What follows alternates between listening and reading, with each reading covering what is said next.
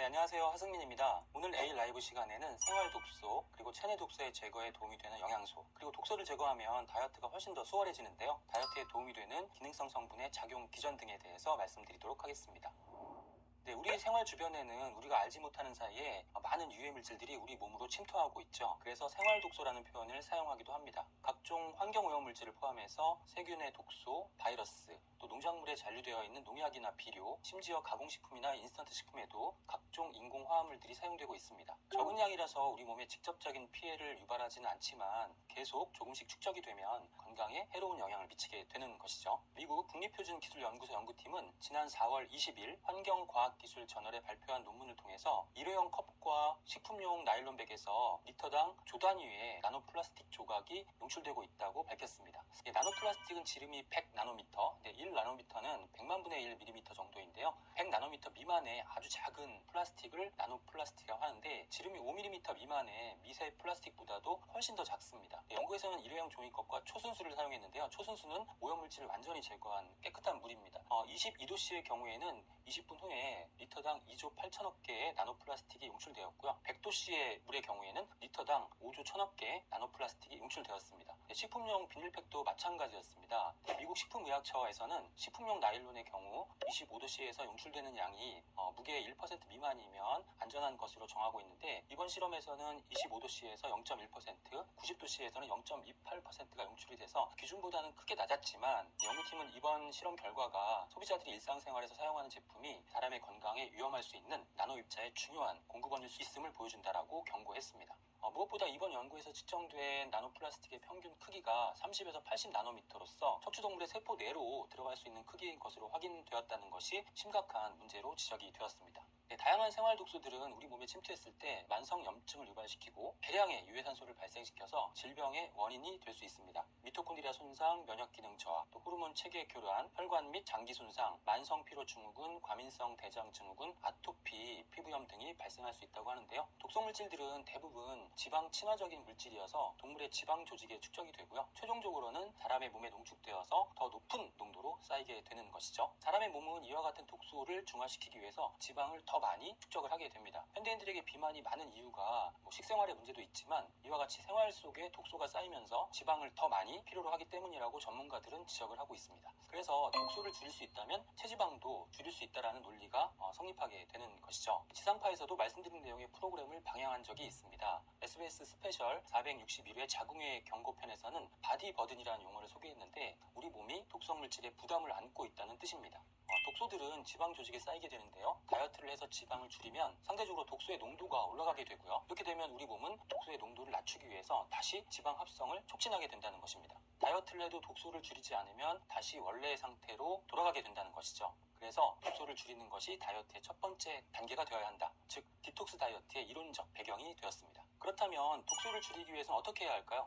우선 우리 몸에 침투하는 독소의 양을 최소화시켜야겠죠. 앞서 보셨던 다양한 독소의 원인들을 제거해야 한다는 것인데요. 가급적이면 일회용품을 사용하지 않고 마스크를 착용하는 등 환경 오염으로부터 몸을 보호하는 습관을 들여야 하고 또 가공식품이나 인스턴트 식품을 멀리하고 또 면역력을 높여서 미생물에 대한 독소를 최소화하는 노력을 해야 한다는 것입니다. 그리고 우리 몸의 독소를 제거하는 기능, 즉 해독작용이 원활하게 작동을 해야 합니다. 우리 몸의 해독작용은 3단계에 걸쳐 이루어지는데 1, 2단계는 간에서, 3단계는 장에서 이루어집니다. 해독 1단계는 지방과 결합되어 있는 독소를 분리해서 일부 수용성 물질로 전환시키는 단계이고요. 해독 2단계는 본격적으로 수용성 물질로 전환시키거나 다른 성분과 결합해서 배출이 용이한 형태로 바꾸게 됩니다. 해독 1, 2단계에서는 비타민 B군과 밀크시슬, 항산화 영양소, 아미노산이 중요합니다. 해독 3단계는 장에서 진행이 되는데 장이 건강해야 독성 물질을 원활히 배출시킬 수 있고요. 또 제흡수를 억제해서 해독작용을 완성하게 됩니다. 프로바이오틱스와 식이섬유가 도움이 될 수 있습니다. 더 나아가서 우리 몸에 들어오는 독소의 양을 최소화하면서 해독작용이 진행된다면 더 효율적인 디톡스가 가능할 텐데요. 그래서 공복 시간을 길게 가지면서 간과 장이 해독작용을 할 수 있는 여건을 만들어주는 것이 중요합니다. 바로 이제 간헐적 단식이 필요한 이유입니다. 간헐적 단식이라고 하면 왠지 거창하고 어려울 것 같은데 사실 그렇지 않습니다. 원래 인간은 12시간 동안 공복을 유지하는 생체 사이클을 가지고 있습니다. 간단하게 저녁 식사와 아침 식사 사이의 시간을 12시간 이상이 되도록 하면 됩니다. 이 시간 동안 독소의 유입을 최소화시키면서 해독작용이 진행되도록 하는 것이죠. 12시간 공복만 잘 지켜도 우리 몸은 훨씬 깨끗한 상태가 될 수 있다는 것입니다.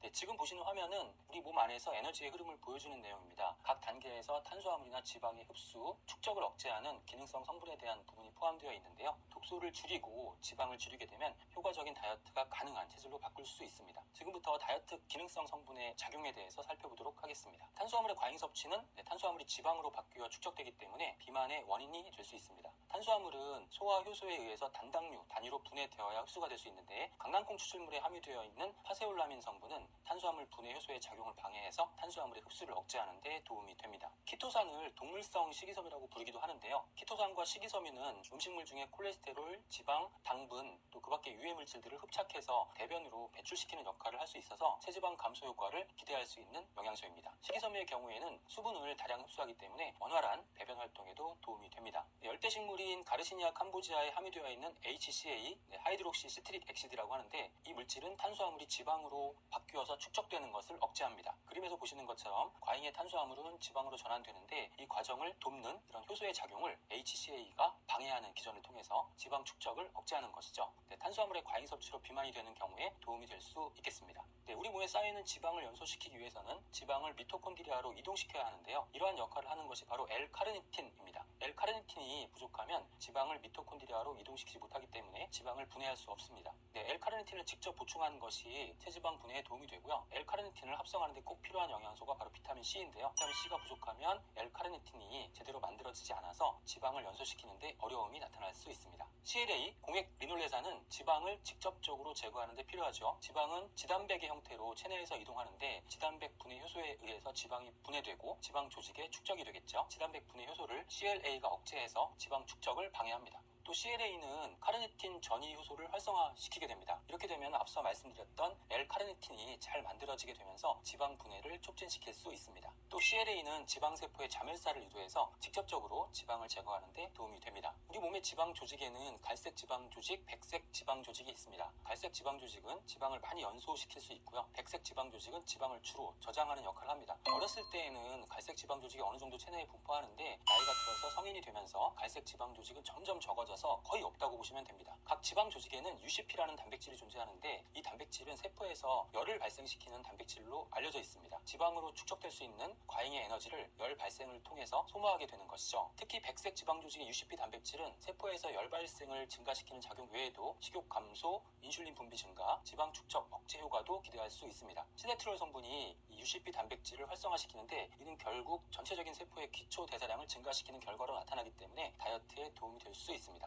오늘 내용을 정리해 보겠습니다. 그 첫 번째는 좋은 음식을 선택하는 것입니다. 그리고 그 다음은 나쁜 환경의 노출을 최소화하는 것, 미세먼지, 환경오염, 황사, 환경호르몬의 노출을 피하고 금연, 절주, 또 검증된 개인 위생용품 사용 등을 실천을 해야겠습니다. 그 다음은 해독에 도움이 되는 영양소를 충분히 섭취합니다. 간 해독을 위해서는 비타미네랄, 그리고 밀크시슬, 항산화 영양소, 아미노산을 충분히 섭취하고요. 장 해독을 위해서는 프로바이오틱스, 식이섬유의 섭취를 권장합니다. 또 하루 12시간 이상 공복을 유지해서 해독작용의 효과를 극대화시키는 것도 중요합니다. 그리고 마지막으로 다이어트 기능성 성분 파세올라민, 또 식이섬유, 키토산, L카르니틴, HCA, CLA, 시네트롤 등에 대해서 말씀을 드렸습니다. 단백질이 부족한 식단은 해독 과정의 중요한 효소 반응을 감소시키기 때문에 인체의 자연적인 해독 능력에 부정적인 영향을 미칠 수 있다는 연구 결과가 많습니다. 운동은 디톡스에 꽂히고 땀을 흘리는 것은 엄청난 디톡스 효과가 있습니다. 운동을 하면 체온이 상승하게 되고 체온이 올라가면 면역 기능이 활성화되는데요. 혈액의 흐름과 효소 작용이 활발해져서 혈액 속의 백혈구가 몸속의 이물질을 빠르게 제거하게 됩니다.